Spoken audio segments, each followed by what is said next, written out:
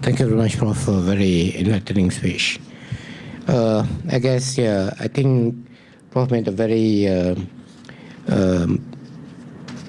excellent conclusion of this of his talk.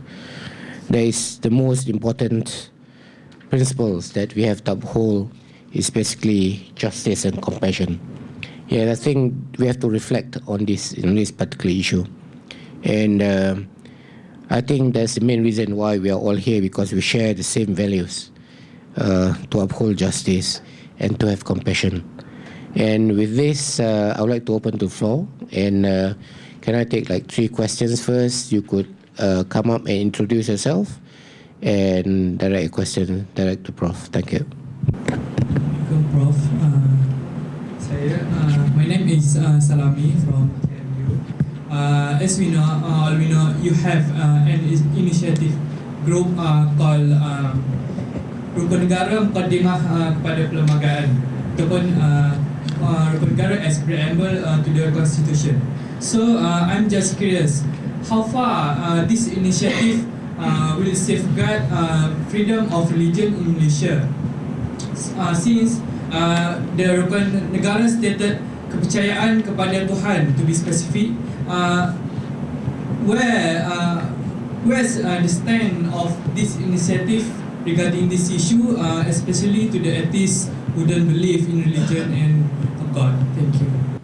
If you allow me, I would be curious to know, because I learned a lot today, so I would be curious to know how the globalization and latest trends in terms of multiculturalism, pluralism and so on happening elsewhere, how would that influence the Malaysian scenario? Thank you. Alright, my name is Adila. I just have a quick question. So all this while we've been talking about, like, when we say religious or cultural tolerance in Malaysia, it directly means that how other races and other religion being adaptive to Malay or Muslim practice, but we don't really talk about like how we Malays kind of like adapt to their culture. I just want to know if like you can enlighten us on this aspect of we as Malay being more adaptive to that. Thank you very much. These are good questions. About the Rukun Negara as preamble to the Constitution campaign and how it will safeguard freedom of religion in this country, and you referred to the first principle of the Rukun Negara, which is belief in God, and the question of atheists. Now, belief in God, if you look at certain charters, constitutions that have belief in God, it has never been a problem to atheists, actually. Apart from the fact that in the case of the United States, not in the US Constitution, as you know, but in the Declaration of Independence, there is belief in God, the Canadian Constitution. If you look at, of course, the Pancasila in Indonesia, belief in the oneness of God is the first principle. In none of these societies have atheists stood up and said, oh, this is terrible, we have lost our position, we are second-class citizens, we have no rights, and so on. Why? Because if you genuinely understand belief in God, like what Dr. Faruq referred to and what I referred to also, that belief should also protect your right not to believe. Your right to be an atheist, that is protected by that belief itself. Because that's what belief in God really means, that you believe in God, you have a right not to believe in God. You know, in those days when I was in politics, and we were very much opposed to the ISA, which of course now has been abolished, at least the ISA, the old form. One of the things I have to say is, there's no doubt at all that God was against the ISA. You know why? Because when, according to the Quranic story, God asks the angels to accept his latest creation, Adam, and to pay obeisance to Adam. There was one fellow who didn't. Iblis went against God. I mean, imagine, you know, decided to go against God and said, no, I won't do this. Now, did God put him under the ISA? In fact, what God told Iblis was, you go and do what you want. You will have your followers. Those who don't believe in you, well, they'll also have their followers. I'm not locking you up. So in other words, you know, the beautiful thing about believing in God is generous. God is accommodative. Believe in God doesn't make the position of atheists difficult in any society. In fact, if you look at Indonesia as an outstanding example, in the debate that produced the Pancasila in 1945, there were all sorts of people in that debate, you know, and all of them agreed, including the Buddhists, who don't have a commitment to a theistic God. There's a notion of the spiritual being and all the rest of it, but they supported the Pancasila because they saw the Pancasila as something which would protect the rights of everyone. So this was not an issue as such. Yeah? And I don't know of any society where, because of belief in God, they have come up with clauses saying atheists, they should be imprisoned, or atheists won't have a right to speak up and all the rest of it. I don't think this is a problem at all. Especially since these formulations, like the Rukun Negara and so on, are being pushed by people who don't want this exclusive, this very narrow, bigoted notion of God and religion to take root. This is why people are fighting for this. Like in our own society, my friend Prof. Shad Faruqi is also part of the same group, because we want a more open attitude towards religion. This is why we are fighting for this. And at the same time, we know that must accommodate those who don't believe, the agnostics, the atheists, and others. So I don't think this is really an issue. Sister Elma here had this question about globalization, how it will affect Malaysian society. It's a good question. I would say, in brief, because this is a very complex question, globalization is already affecting Malaysia, as it has affected countries everywhere, in two major ways. One positive, one negative. And that is going to continue to happen here. It's a question of how we handle this. What is the positive impact of globalization? It has brought people who are very different to contact one another. It has, in some ways, opened the minds of quite a lot of people. I mean, you can, by accessing all those modern, contemporary avenues of communication, you will come to know a lot about other religions, other cultures, yeah? And it also develops a more critical attitude towards your own tradition. Some of the most critical views about Islam and other religions, actually, are emerging from those who are part of this process, part of globalization. That is the positive aspect of globalization. But at the same time, because globalization is what it is, meaning by which there is a dark side to globalization. Globalization threatens various cultures, religions, traditions, and people who are reacting to this, some of them, they say, well, I must reassert my own identity. I must protect my own identity because of globalization, because of this threat. Like what's been happening in parts of Europe, it's a reaction to globalization. One could argue that it has happened in a number of other countries too. This reaction to globalization, perhaps even the United States, because it's not just at this level. It expresses itself in more concrete terms. Globalization means that you lose your job in a factory because the factory has moved somewhere else as a result of globalization. So this is why, for some years now, some friends of mine and I, we have been using this term that the problem with globalization is when it becomes hegemonic globalization. That's when it becomes a problem. Hegemonic globalization. What we want is an egalitarian type of globalization, which would come about through, say, the new technologies. You know, everyone can communicate and you equalize access and so on. But there is also a hegemonic dimension where the more powerful cultures, the more powerful economies, they swallow up other economies. They make you feel very insecure. And as a result of that insecurity, you react to globalization. So I think that's happening in this country too. The last question was about Malays adapting to others. Well, actually, Malays have adapted, if you want to use your word, to others for a very long while. If you look at Malay adaptation to the other, the Malay language, look at the huge number of words from other linguistic cultures in the Malay language.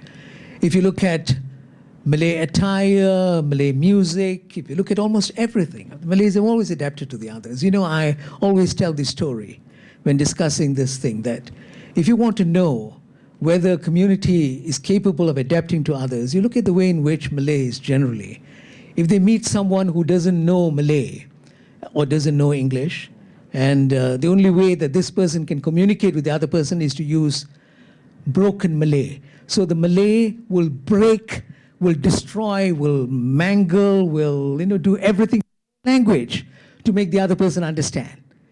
Yeah? No other community does that. The Chinese don't do that, from what my Chinese friends tell me. They will never do that. Neither would a Tamil. To make someone else understand, they're not going to destroy their language. But the Malays will distort and destroy their own language so that someone else will be able to understand them. So this is adaptation to the other, if you like. So I don't think this is a problem. In fact, on the basis of what we have just discussed, I think part of the problem in our country is because of that colonial interlude, something that is natural in the interaction between communities that was interrupted by the colonial interlude. And what is this natural process that I'm talking about? When people come from outside to a particular setting, they always adapt to that setting, which is what the Chinese and Indians of an earlier period before colonialism did. What we today call the Malacca Chittis, the Babas, Nyonyas, they adapted to the local environment. It has happened right through history. If you go and live in Australia, you adjust. If you live in the United States, you adjust. In fact, the first Prime Minister used to tell this joke about a Chinese friend of his who had lived in India for a long, long while. He went there to study medicine and then stayed on in India. And he said, when he met him after some years, he said he was shocked. He said the guy had become so Indian, including the way he talked, the way he shook his head and so on. He said, this is amazing, the way in which he adapted to his environment. People do that all the while, adapting. And I think that was interrupted in our historical process.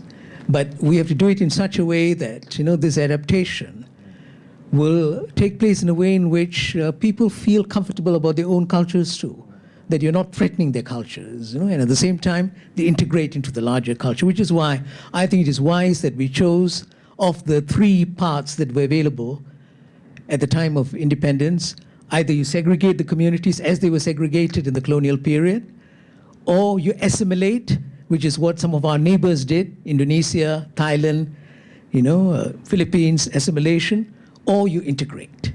And we chose integration. Integration meaning by which you do come together, you adopt and adapt, but at the same time you retain a lot of what is yours, your language, your culture. That's the path that we chose. And I think, difficult as this path is, it is the best path, what we have chosen. I still have two questions. I almost agree with 99% of what you said just now, but then to convince myself, I have to ask these questions.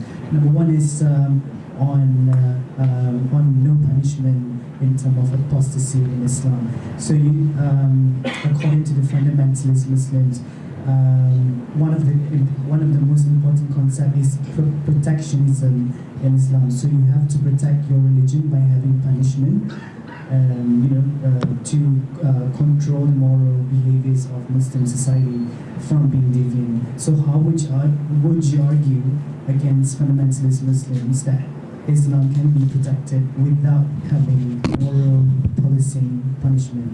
And number two, you were saying also about some of the reforms and events in the constitution with regard to the Malay privileges and so on and so forth. So in order to do this, you have to consider that political will should exist first. So how do you convince the ruling government and Malay community to accept this fundamental change? Thank you. Thank you, Dr. Chandra. And I really appreciate you bringing up the point that we really need to understand history in order to understand the present predicament. But I'm a bit curious because you did not mention about the 1965 incident, which is the separation of Singapore from Malaysia, which is quite an important period because Singapore then went on a different path, and it's a different kind of experimentation on the whole notion of citizenship. Although both Malaysia and Singapore, in fact Singapore was part of Malaysia also, went through the same similar experience of colonialism and the kind of problems that were observed through the British policies of divide and rule. And yet, what Singapore did was totally new, or rather a different way of governance, where three principles of governance were executed. There was Article 152 of the Singapore Constitution that also recognizes the special position of the Malays as the indigenous of the land, but that is being subsumed under the principles of meritocracy, multiracialism, and of course the secular basis of the state. I'm wondering what are your assessments on Singapore currently, given that it has taken a different trajectory from Malaysia, and me being a Malay in Singapore, I can say that I wouldn't want to be a Malay in Malaysia right now because of the race-based politics and also the religious politics. What's your assessment on Singapore, and does it really feature a different way of imagining society despite going through the same similar colonial experiences? Thank you. Assalamualaikum. My name is Ahmad Nazruddin. I'm from BKM. And my question is quite related with globalization, that you talk about the identity and the becoming of the colonial to Malaysia, the peninsula. So how we today try to engage with this modern society, modern identity, there's a complex, we know that's the complexity of a modernity. So how we, Malaysia, is a multicultural country, try to engage with this modern identity? Thank you so much, Prof, for the speech. It was really enlightening. Your name first? Can you hear me? Okay, so my question I have... Your name first. My name is Abdul Majid. Yes, so my question is about... Singapore? No, I'm from Afghanistan, living in Malaysia. Okay. Yes. And I'm a student and I'm also working, just in case. So my question is about the... you mentioned, Prof, about the importance of basing and the courage to base the promotions and giving positions to people who are competent and people who are expert in certain fields. But the question is about how do we depoliticize Islam, because we see Malaysia and other Gulf countries, for example, where I lived most of my life, the politicians or people who are leading are taking around themselves people or scholars who are justifying all of their acts based on the religion. So how do we separate this, and how do you make sure the competent people actually take the positions that they deserve? Second question is about, a few days ago, a local friend of mine, he gave me the CD to watch the movie Ola Bola. And I really liked the movie, and it showed the spirit of the Malaysians when they come all of them together and live together. But from your speech, I mentioned that you're trying to go back to the history and to emphasize on the point of the original people of the land and to teach the current people about the past history. If we emphasize on those points, don't you think that will create further separation and also break the current gap that was removed along the lines? So how do you treat that? Thank you. Thanks for the questions. Now, this question about the fundamentalists, or people you call fundamentalists, and why they feel that punishing is important, moral policing is important to preserve, I suppose, the integrity of the faith. I think one should look at empirical examples, look at the real situation, in order to answer a question like this. The countries which have tried moral policing, punishing, have they succeeded in elevating the level of morality in their society? Those have all these rules relating to male-female interaction or rules pertaining to other aspects of personal behavior and so on. What have they accomplished?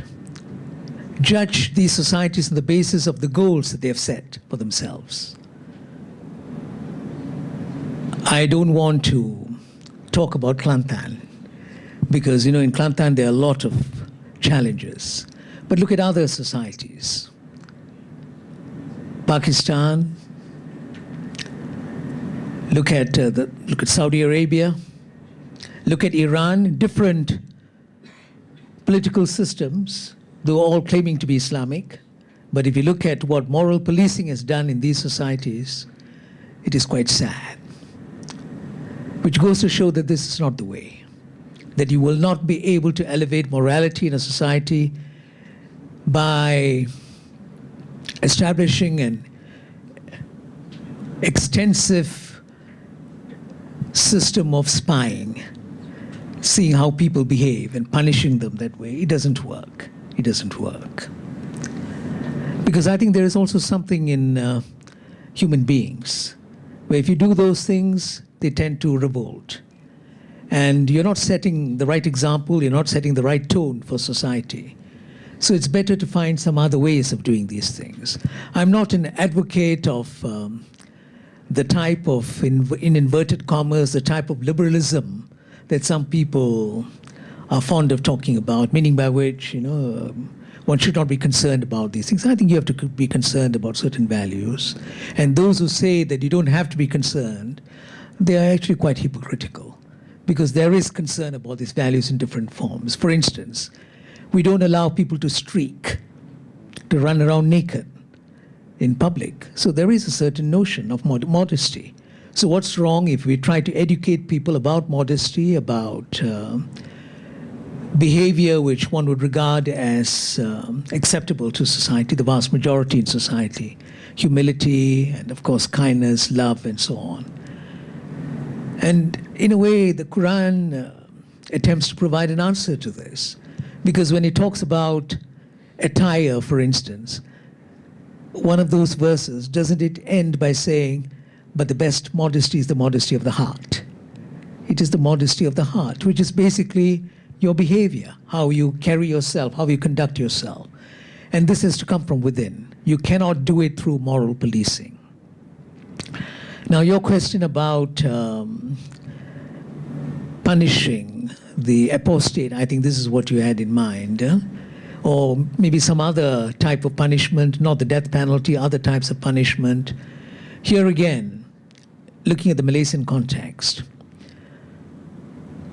if you have, let's say, a couple of Muslims who have become Christians or Buddhists or what have you, is that a threat to the integrity of the Muslim Ummah? When you know, for instance, that at the same time there are a lot of non-Muslims who are becoming Muslims. I remember when we were looking at this issue closely a few years ago in the midst of Lina Joy and other issues. If my memory serves me well, between 2003 and 2006, something like 30,000 non-Muslims became Muslims, 30,000. There were 6 Muslims who left the faith. So I'm just wondering why we should regard this as a huge challenge. There may be some people, we may not agree with them, We may be unhappy with what they have done, but they are so insistent on leaving the faith, I don't think one should punish them. And even if, let's say, as a general proposition, you want to talk about Islam, I think one should talk to people about what Islam really is, just as I think others have a right to talk about their respective religions. Providing that sort of information and analysis of their respective faiths, I think that should be allowed. What shouldn't be allowed is what is described as proselytization, where you run down people of other religions, you glorify your religion in such a way that you hurt the feelings of other people. I think that is bad. You shouldn't do things like that. So providing information, and I think both the majority community and the minorities, and this is going to be a bit difficult for some people in Malaysia, I think we should observe the same principles. Don't use foul means, whether it is power or money, to convert people. It's not right. If you don't like someone converting an individual to a certain religion on his or her deathbed, someone comes along and says, become whatever, a Christian. Some of the born-again Christians do that, and you find that obnoxious. I think we should also speak up against people who make use of power or money to convert weak and vulnerable communities, like the Orang Asli, for instance. I don't think it is right. Let's observe these rules. Many, many years ago, a former Prime Minister of Indonesia, Muhammad Nasir, after the Makassar riots, if they're Indonesian friends here, they may remember this, 1967, this man who was the leader of the Masyumi, one of the biggest Islamic parties in Indonesia at one time, he suggested very clear rules on living together. It's very important.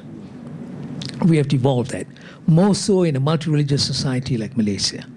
Let's be clear about rules of engagement, of interaction. Now, the question about political will to effect changes, yes, you're right, political will is very important. Political will has to come from the leaders themselves, but sometimes leaders are compelled to demonstrate political will, their political will, because of the people, because that is the demand of the people. For instance, I think one of the reasons why there is a flurry of activities in the name of fighting corruption, so many things every day in the newspapers, it's just amazing, isn't it? Fighting corruption and so on. I think it's partly because the people in power know that a lot of Malaysians are very concerned about corruption.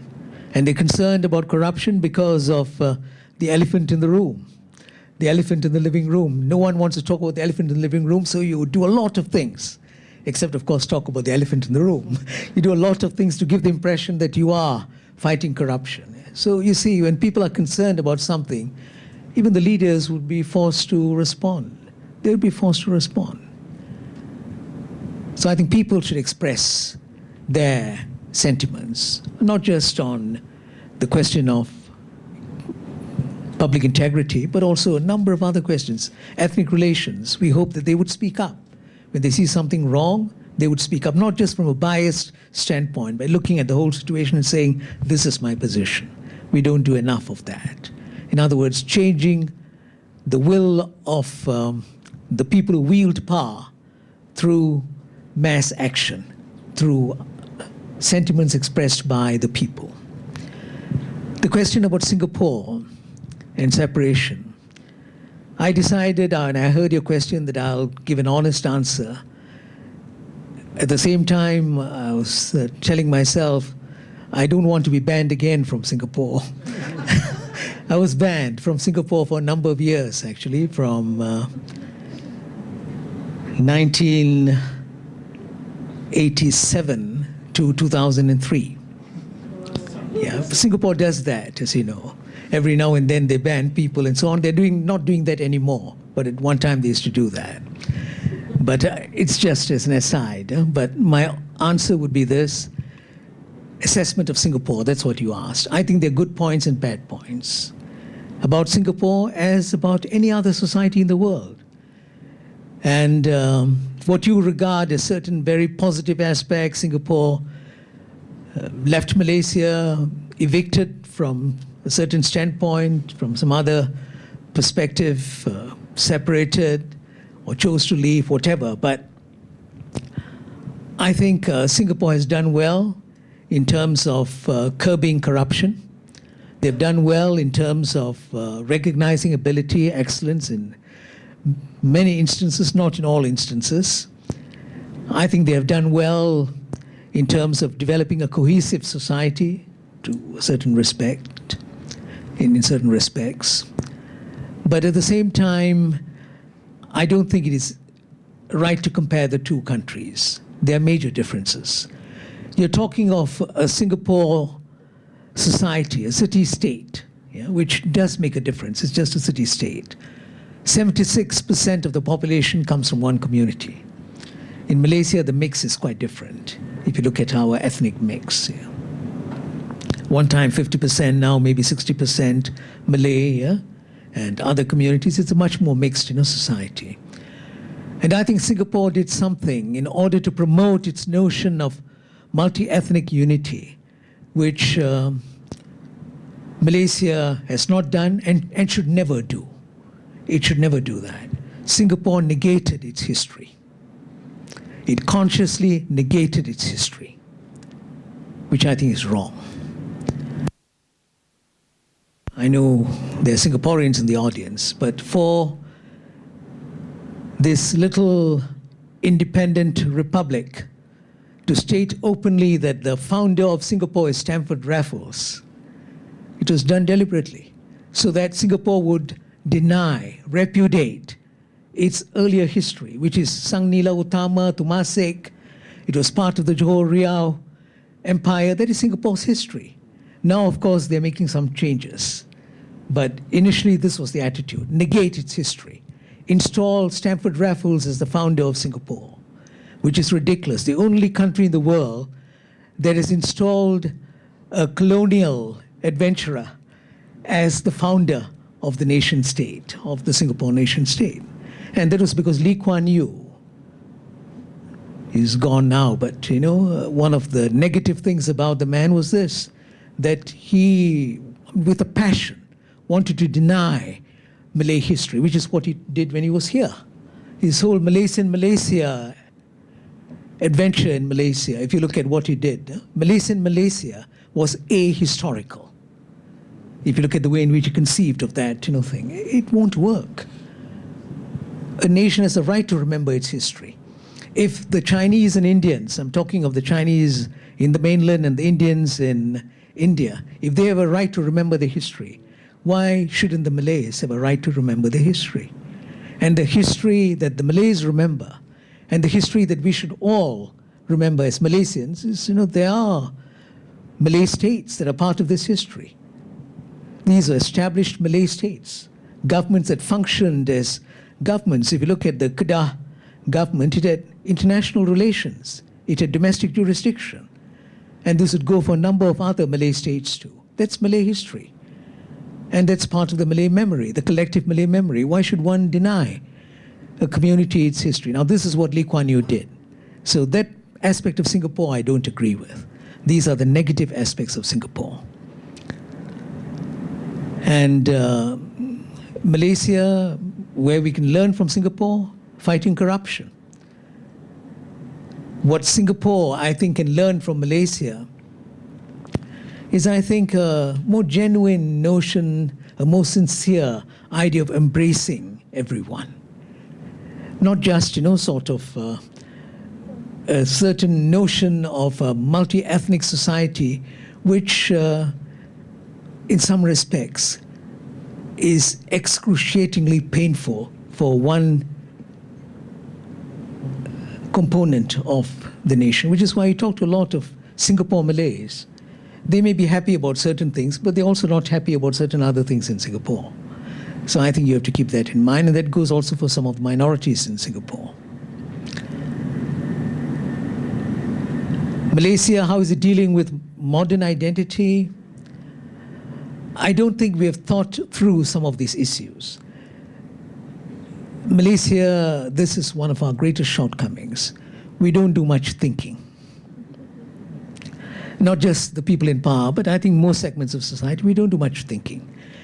And maybe we are happy people. We feel that it's not necessary to think, reflect deeply about issues. But I think there is a price to pay if you don't think, if you don't reflect. I would even argue that thinking is a Quranic injunction. You have to think, you have to reflect. Can you imagine if the notion of faith in the Quran, believing in God, is linked to thinking, to reflection, how important it is? So likewise, when you look at all the challenges we face in Malaysia, ethnic relations would be one of the most outstanding. We don't really think and reflect. We deal with it very superficially. I remember years ago, I think it was in the early 80s, I proposed, in fact, I volunteered, to do this, to talk about issues of national unity over the media.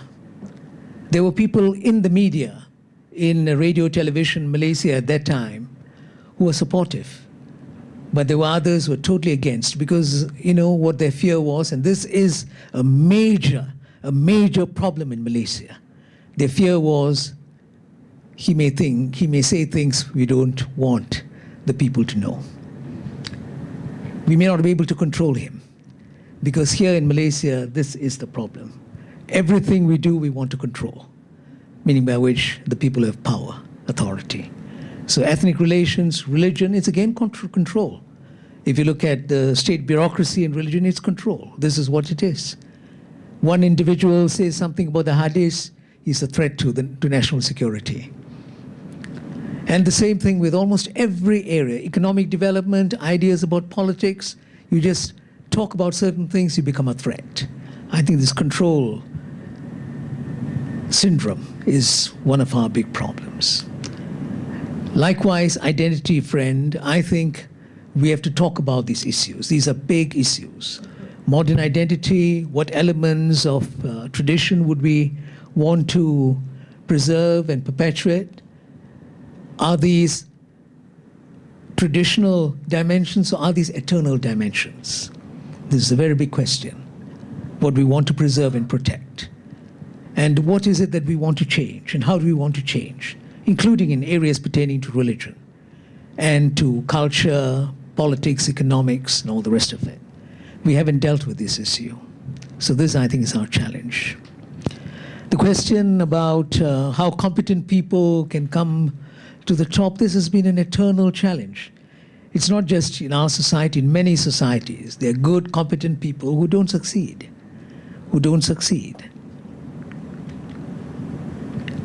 And there are people who on paper look very competent, meaning by which, you look at them and say, oh, this guy has got a PhD, professor, oh, this chap must be good, Put him in power and you find that he's a total failure in spite of his PhD and his professorship. One of the jokes about German history is this, that the Weimar Republic that preceded Hitler, if you look at the cabinet in the Weimar Republic, it had the largest number of PhDs in Europe at that time. But it failed. In fact, it made it easier for Hitler to emerge. So competence, yes, important, but let us not put our trust in just this one factor. There are many other factors in terms of dealing with people and all the rest of it. It's very complex, actually. But I think what is important in the midst of all this complexity is to ensure that there is openness in society so that you can talk about these things. You can debate, discuss, allow certain good ideas to emerge. They may be ideas associated with very competent people, or it may be ideas from people who are very ordinary. But these ideas emerge because there's openness in society. I think that is what we have to protect and preserve. We cannot ensure that you would have a philosopher king or, the best leaders. It just doesn't happen in reality. The last question, someone said that why go back to history or dividing people and so on. I don't think so. I think history is so important. We have to understand why we are where we are. If we ignored all these things, there is no guarantee of peace and harmony in Malaysia. In fact, if you look at the situation today, one of the reasons why you have outbursts from time to time, and my fear is that at a certain point people will just go amok, is because we don't deal with these questions rationally. We don't sit, we don't talk, we don't analyze, we don't convince people, because that's not our practice, it's not our culture. Now, if we dealt with history in a different way, including teaching history in the right way in schools, where it should not be propagandized. I remember looking at the history text of one of my grandsons when he was in Standard 5, and I was just amazed that that part where you talk about early Malaysian history, a lot of it is about the symbols and the rituals of state power, about the different types of creases and about, all the paraphernalia of state power. That is not what history is. You have to teach history as a process, as an evolution, how societies change. That is what history is. So you have to teach history in the right way. You have to communicate, you have to engage. I think that is very important. It's not going to divide people. I think it'll bring people together if you can do it in the right way. I remember Professor Khoo Kay Kim, one of our best-known historians, telling me once that if you look at the way history is approached, both sides, including historians, they take jaundiced views of history. On the side of some Malay historians, they said, for them, history stops at the 19th century. The moment the non-Malays came in and things began to change, they stop at that. After that, no more discussion of history. In the case of a lot of non-Malays, including non-Malay historians, history actually began with the coming of the Chinese and Indians. All the things that happened before that is of no consequence, including, I don't want to mention names, a well-known historian who wrote something along those lines a few days ago in the newspapers, that as if history had just begun with the coming of the non-Malays. So this, I think, is a problem. We have to overcome that. So history, properly taught, I think is a blessing for the nation. Thank you, Prof. I think we exceeded our time for about 10 minutes. So I think all of us need a good rest tonight. We're going to start early tomorrow. And I would like to thank you, and I'll hand over to Elma to do some housekeeping. Thank you everyone for your time and your attention, your questions, and your engagement for this program today. We would like to remind you before we close this session that tomorrow the breakfast will be served at veranda. And we also plead you to be here at this same venue before 9 a.m. So we will start sharp at 9. So please do not be late. Thank you again. Good night. Have a good rest and see you tomorrow.